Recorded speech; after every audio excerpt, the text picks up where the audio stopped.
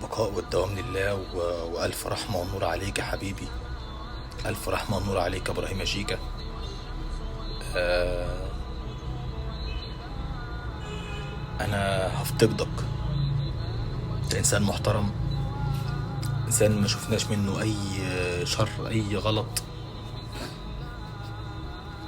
الله يرحمك ويجعل مسواك الجنة. الله يرحمك يا إبراهيم. للناس اللي ما تعرفنيش، انا ابراهيم شيكا لاعب النادي الزمالك السابق.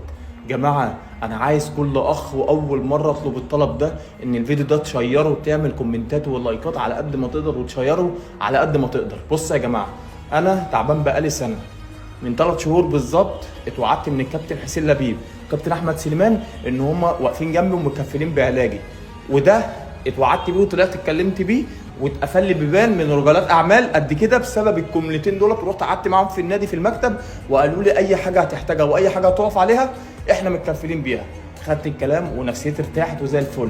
بعدها باسبوع بالظبط اتطلب مني اشاعات غاليه ومسح رنين، مسح ذري واشاعه رنين وعلاج. جيت ارن عليهم محدش رد، ابعت على الواتس اتعمل لي بلوكات. طب انتوا ليه بتوعدوني يا جماعه تاني بعد ما اتعمل لي بلوكات من المره الاولى؟ ليه بتوعدوني تاني وانا اليوم بيفرق في علاجي؟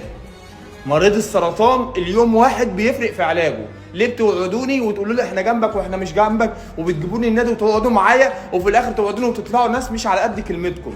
طب ليه؟ انا نفسي افهم ليه. ده لو في كلب معدي في الشارع اقسم بالله هتقفوا معاه. لو كلب معدي في الشارع هتوقفوه وتعالجوه في الشارع لو هو متعور. يا كابتن حسين يا لبيب، لما الكابتن محمود الخطيب جالك انت عملت له احلى احتفاليه وفرشت له سجاد وعملت له.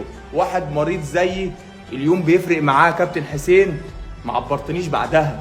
ارن عليك تقول لي انا مش فاضيلك، اكلم الكابتن احمد سليمان، ما يردش، اكلم اللي تحت منه ما يردش. وانا اليوم بيفرق معايا. لو ما عملتش المسح الزرع وما خدتش الجرعه في نفس اليوم شكرا كده الورم او البتاع بينتشر. طب ليه؟ طب تسيبوني في الحاله اللي انا فيها دي؟ قولوا لي مش هنقف جنبك، كنت دورت على الباب تاني. بتوعدوني ليه طالما انتوا مش قد كلمتكم مش قد وعودكم؟